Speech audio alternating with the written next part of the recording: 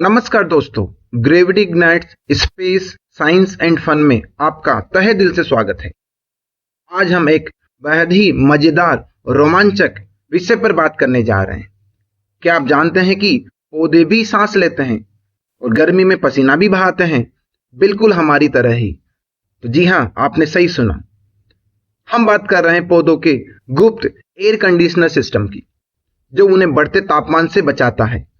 और खास बात यह है कि जैसे जैसे धरती का तापमान बढ़ता जा रहा है, ये पौधे अपनी चालाकी से इसका जवाब दे रहे हैं। तो अगर आप जानना चाहते हैं कि ये हरे योद्धा गर्मी से कैसे लड़ते हैं और क्या सीक्रेट ट्रिक का इस्तेमाल करते हैं, तो बने रहिए हमारे साथ, क्योंकि आज का एपिसोड न केवल रोमांचक बल्कि बहुत ही जरूरी, खासकर जब हम जलवायु परिवर्तन की बात करते हैं। तो चलिए इस सफर की शुरुआत करते हैं।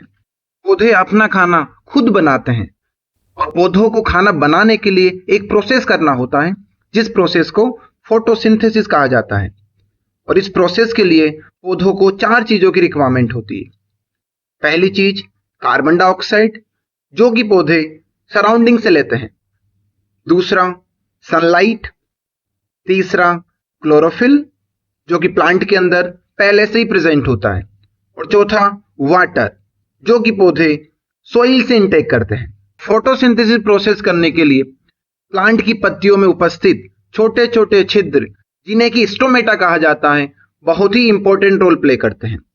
इन्हीं स्टोमेटा के थ्रू कार्बन डाइऑक्साइड सराउंडिंग से प्लांट में जाती है और फिर प्लांट में बनने वाली ऑक्सीजन वापस इन्हीं स्टोमेटा के थ्रू सराउंडिंग में जाती है। क्या आप ये जानते हैं कि स्टोमेटा को रेगुलेट करने के लिए कि कब स्टोमेटा को ओपन करना है, कब स्टोमेटा को क्लोज करना है, इसके लिए यहां पर एक स्पेशल टाइप की सेल होती है, जिसको गार्ड सेल कहते हैं।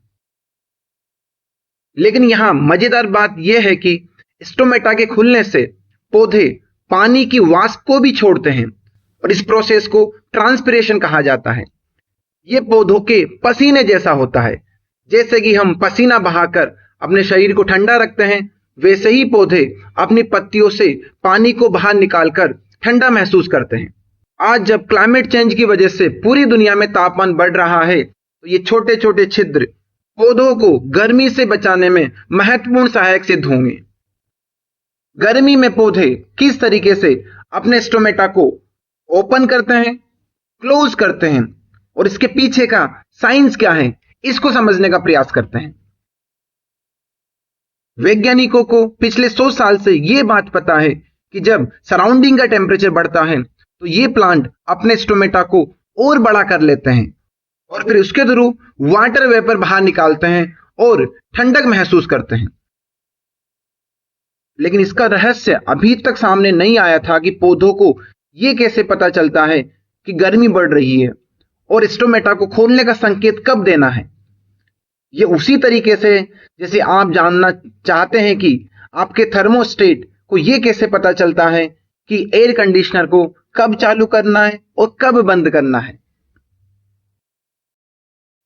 लेकिन यह पहेली अब हल हो रही है, क्योंकि कैलिफोर्निया विश्वविद्यालय सैन डिएगो के वैज्ञानिकों ने 2 जेनेटिक रास्ते खोजे हैं, जिनका उपयोग पौधे गर्मी के दौरान करते हैं। पहला जेनेटिक रास्ता पौधे तब यूज करते हैं जब बाहर का तापमान हल्का सा बढ़ा हो, और दूसरे रास्ते को पौधे तब सक्रिय करते हैं जब बाहर का तापमान ज्यादा बढ़ गया हो। तो चलिए पहले रास्ते की बात करते हैं। पहला रास्ता कार्बन डाइऑक्साइड सेंसरों पर निर्भर करता है, जो कि पौधों की पत्तियों में होते हैं। जैसे ही बाहर का तापमान बढ़ता है, तो पत्तियां गर्म होती है और जिससे फोटोसिंथेसिस प्रोसेस बढ़ जाता है।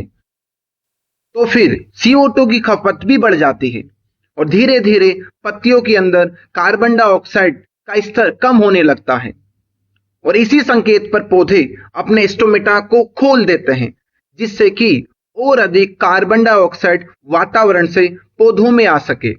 और इसी दौरान पौधे पानी की वाष्प को छोड़कर ठंडा हो जाते हैं। लेकिन सोचिए, अगर बाहर का तापमान बहुत ज्यादा बढ़ जाए, तो फिर पौधे पहले वाले रास्ते का प्रयोग नहीं करते और दूसरे रास्ते का प्रयोग करते हैं, जिसमें वो CO2 सेंसर को बाईपास कर देते हैं। और इस दूसरे रास्ते में पौधे सिर्फ स्टोमेटा को ओपन करते हैं केवल पानी छोड़ने के लिए, और इससे पौधों को फोटोसिंथेसिस में कोई फायदा नहीं होता।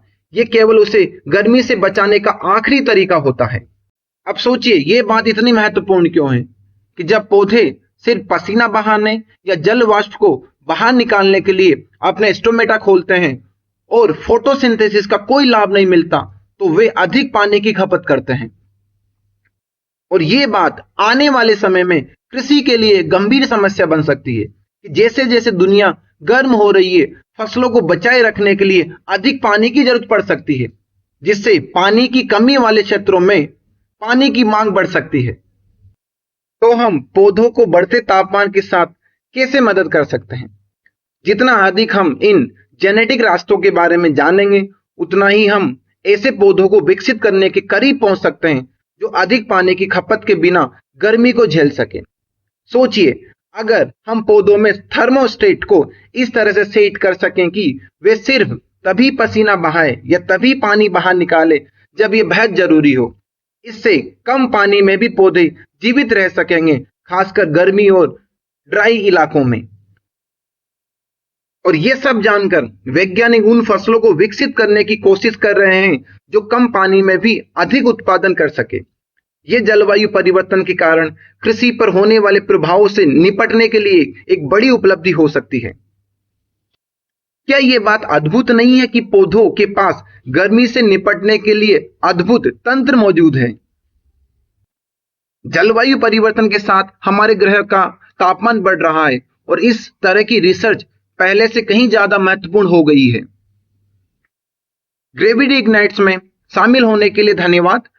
अगर आपको ये वीडियो पसंद आया तो लाइक करें, शेयर करें और सब्सक्राइब करें ताकि आप हमारे अगले एपिसोड को मिस ना करें, जहां हम प्राकृतिक दुनिया के और भी रहस्यों की खोज करेंगे। तो जिज्ञासु बने रहिए, ठंडक महसूस करते रहिए और अगले वीडियो में मिलते हैं। धन्यवाद।